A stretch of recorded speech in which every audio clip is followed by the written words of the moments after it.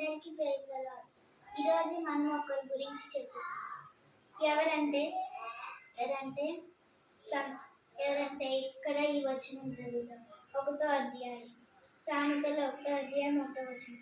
దావీదు కుమారుడని ఇజ్రాయేల్ రాజునైన సొలొమోను సామెతలు. సొలొమోను అంటే దావీదు ఒకటో కుమారుడు. అంటే ఒక కుమారుడు దావీదు కూర్చున్న సింహాసనం మీద కూర్చోవాలని దావీదుని చంపేయాలనుకున్నాడు. కానీ దావీదు అరణ్యము అంటే అడవిలోకి వెళ్ళిపోయాడు.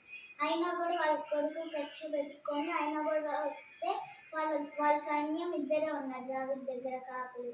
అయితే ఒకడు ఆయన ఇంకా వెళ్ళిపోతుంటే వాళ్ళ కొడుకు వెళ్ళిపోతుంటే తన జుట్టు ఇక్కడ చాలా ఉంటుంది.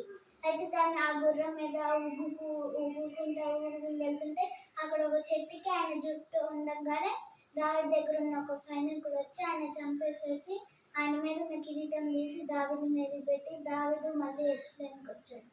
అయితే అప్పుడు ఒక కొడుకు పుట్టాడు. ఆయన అది మీకు జ్ఞానం కావాలంటే సామెతలు 32 ఇక్కడ సామెతలంతా నేర్చుకోండి, మీకు జ్ఞానం వచ్చింది. నేను కూడా నేర్చుకుంటున్నాను సామెతలు. ఇప్పుడు నాకు 8 చాప్టర్స్ వచ్చాయి. మీరు కూడా నేర్చుకోండి. నాకు కొంచెం వచ్చేసింది జ్ఞానము చెడు గురించి.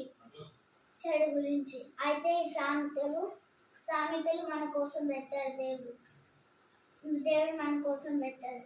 ఈ కీర్తనకారుల సామెతలు ఎందుకు ఉందంటే వాళ్ళ కొడుకు కాబట్టి.